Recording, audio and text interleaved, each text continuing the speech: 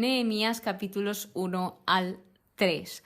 Hoy comenzamos nuevo libro, el libro de Nehemías, que si no habéis escuchado el primer capítulo de Esdras, Nehemías y Esdras y Nehemías, eran anteriormente un libro y al pasarlo a traducirlo en las Biblias modernas, pues decidieron dividirlo en dos, que era Esdras y ahora Nehemías. Entonces, partiendo de ahí, el autor de este libro es Esdras y Nehemías significa Yahvé ha consolado.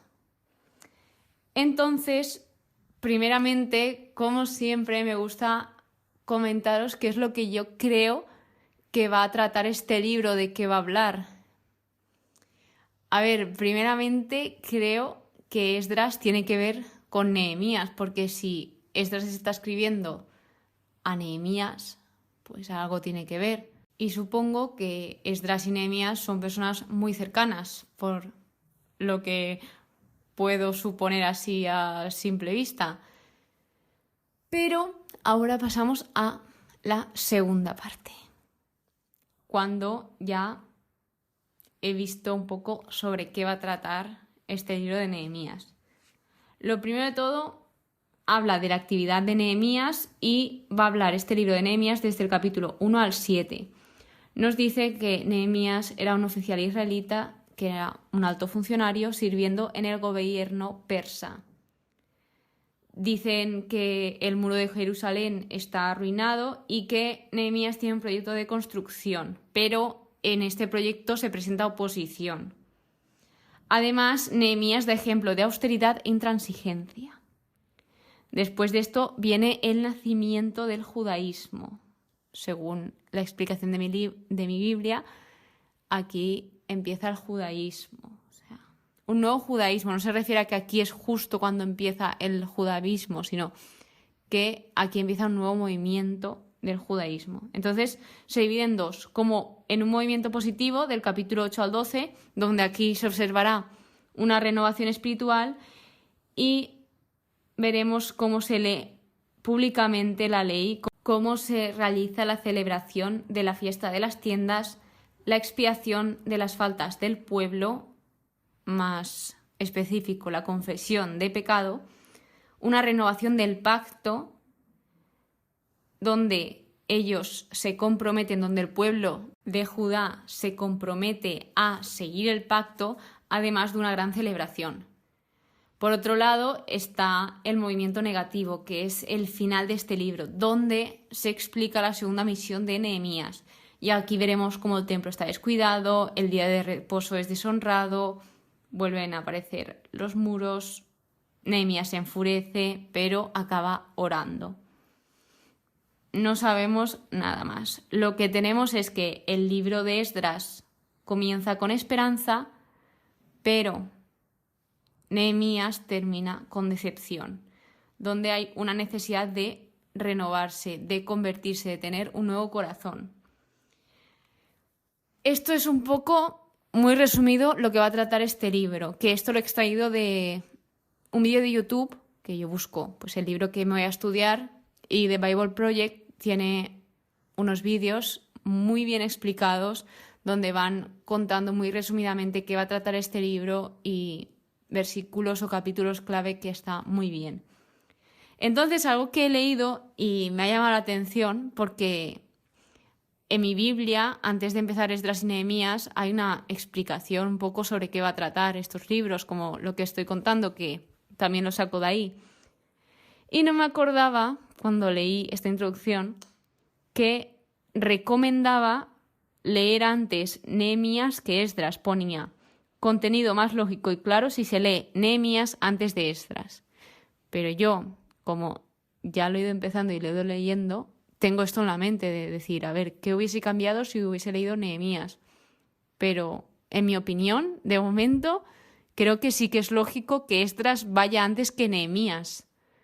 Yo lo estoy entendiendo mejor, no sé si lo hubiese hecho de la otra forma, yo creo que me hubiese liado un poco, pero bueno, esa es mi opinión de momento. Así que, dicho esto, empezamos ahora sí que sí a profundizar en los capítulos 1 al 3, que como podéis observar he titulado este episodio Judíos. Y diréis, ¿por qué? ¿Por qué lo he titulado así? Pues porque me ha parecido muy interesante que es la primera vez que encuentro en la Biblia la palabra judíos. Por lo tanto, os voy a explicar quiénes son los judíos o qué son, según la RAE, según la Real Academia de la Lengua Española. Bien, pues tenemos una definición que es natural de Judea y otra de las definiciones es profesa el judaísmo. ¿Y qué es el judaísmo? Conjunto de creencias y preceptos que constituyen la religión que sigue la ley de Moisés. Así introducimos este episodio, por lo que tenemos que tener en cuenta que desde que acaba Esdras hasta este primer capítulo de Nehemías pasan 15 años y empieza hablando en primera persona, por lo que esto es algo que me ha extrañado, ya que si el autor es Esdras, ¿por qué está hablando en primera persona de Nehemías? Es algo que me ha extrañado. Pero bueno, continuemos.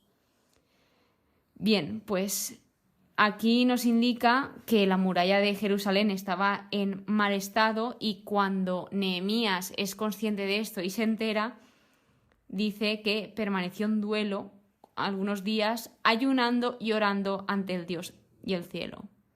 Creo que esta respuesta dice mucho de alguien. Cuando él se enteró de cómo estaba su pueblo, él actuó así. Podría haber actuado de mil maneras, podría haber actuado con ira, con rabia, con rencor, con todos los que habían destruido esa muralla o que se estaba cayendo, pero no, él decidió ayunar, orar y esperar en Dios. Y os quiero compartir una frase que durante el estudio de este capítulo me ha gustado mucho, y es que toda gran obra de Dios comienza con Dios haciendo una gran obra en alguien. Es decir, Dios llevaba preparando el corazón de Nehemías mucho tiempo y seguro Nehemías podría ser algo consciente, pero de todo lo que estaba hablando Dios no creo que fuese consciente, porque nos pasa que Dios está obrando en nosotros y no nos damos cuenta. Pero os digo algo, Dios sabe cómo mover nuestro corazón hacia Él y lo sabe de la mejor manera porque Él es quien mejor nos conoce en este mundo. Así que bueno, después de esto viene la oración de Nehemías y lo que he hecho ha sido dividirla en 5 puntos donde la he ido reflexionando. El primer punto, él reconoce quién es Dios. Nehemías dice: Yahvé, Dios del cielo, tú, el Dios grande y temible, que guardas la alianza y el amor a los que te aman y observan tus mandamientos. Empieza así. Luego, en el punto número 2, tenemos que confiesa sus pecados. Y esto de verdad que me encantó, porque nos cuesta mucho, somos humanos y nos cuesta mucho ver qué hacemos mal, cuándo lo hacemos mal y sobre todo admitirlo. Y aquí Nehemías reconoce que ha pecado, reconoce que el pueblo también ha pecado, es decir, está haciendo una confesión por el pueblo y él mismo dice: yo mismo y la casa de mi padre hemos pecado, hemos obrado muy mal contigo, porque no hemos observado los mandamientos, los preceptos y las normas que tú habías prescrito a Moisés, tu siervo. Me pareció, cuando lo leí, admirable. Admirable de unas personas que a lo mejor sí eran de tradición judías pero no lo practicaban, o unas personas que ni eso, que pues a lo mejor tenían sus dioses o creían o no creían, pero él era consciente y estaba diciendo: perdóname mi Dios porque yo sé que no te he sido fiel, porque yo sé que he hecho todas las cosas mal, o esas cosas específicas mal. Y esto de verdad que es de admirar. En el número 3, recuerda el pacto a Dios. Y a mí es algo que me está costando entender el por qué Dios le gusta, se deleita en que le recordemos sus promesas. Es decir, es como si tu padre te promete algo y tú le dices: acuérdate de esto, tal. Y al final a los humanos nos cansa decir que sí, que me acuerdo.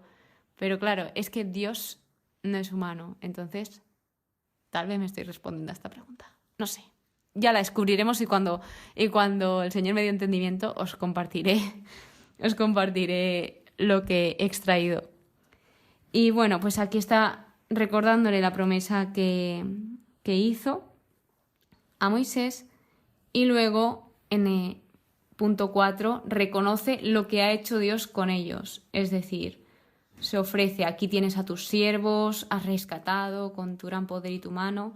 Y por último, en el número 5, pide que le escuche, es lo último que le pide. Entonces, así, recapitulando el cómo Nehemías hacía oración, y también te puede ayudar a ti para que tú hagas oraciones: primero, reconoce quién es Dios; segundo, confiesa sus pecados; 3, recuerda el pacto a Dios o recordar las promesas a Dios; 4, reconoce lo que ha hecho Dios con ellos; y 5, pide que Dios le escuche. Ojo, algo que no he dicho es que Nehemías era el copero del rey, que este cargo era muy importante, porque según he leído en los estudios, el copero se encargaba de aconsejar al rey, de elegirle la comida, vaya, de estar a su lado aconsejándole, como tu mano derecha, básicamente.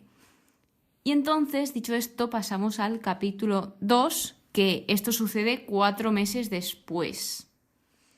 Y se ve en este capítulo como, pues, Nehemías se muestra triste y el rey se da cuenta de esto, que esto también me impactó, porque si leéis el capítulo se ve como el rey está muy preocupado por Nehemías, y esto no era muy habitual, ya que pues se mostraban todos muy formales, y además se supone, según he leído en los estudios, que el copero y las personas que servían al rey debían estar siempre felices, porque el rey era como pues lo mejor. Entonces, ¿cómo vas a estar triste cuando tú ves al rey? Por lo tanto, aquí Nehemías se encontraba con una gran presión, pero la tristeza que tenía era tan grande que no la podía ni ocultar. Así que, pues, el rey le preguntó que qué le pasaba, y además es que dice: ¿por qué ese semblante tan triste? Tú enfermo no estás. ¿Acaso tienes alguna preocupación en interior? O sea, es que es muy fuerte esto, porque se ve que Dios estaba obrando también en este momento, que Dios como que había ablandado el corazón del rey, y Nehemías le contó sinceramente lo que le pasaba. Así pues el rey le concedió a Nehemías que volviese a Judá para reconstruirla. Y en el versículo 8 dice: la mano bondadosa de mi Dios estaba conmigo. Además de conceder el rey a Nehemías que saliese, además, si eso ya era bastante, además le dio refuerzos.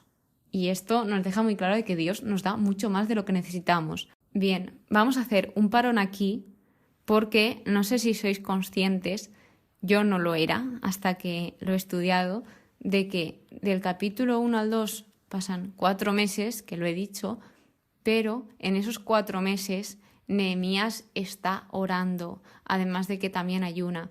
Entonces se observa cómo Nehemías confiaba en el poder de la oración, confiaba en Dios y no se rendía.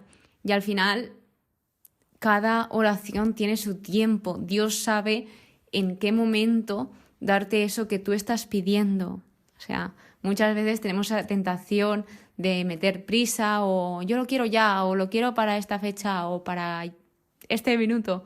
Y no, o sea, Dios te lo dará en el momento indicado. En esta ocasión fueron 4 meses, porque pues había que obrar en muchos corazones más, y Dios sabe.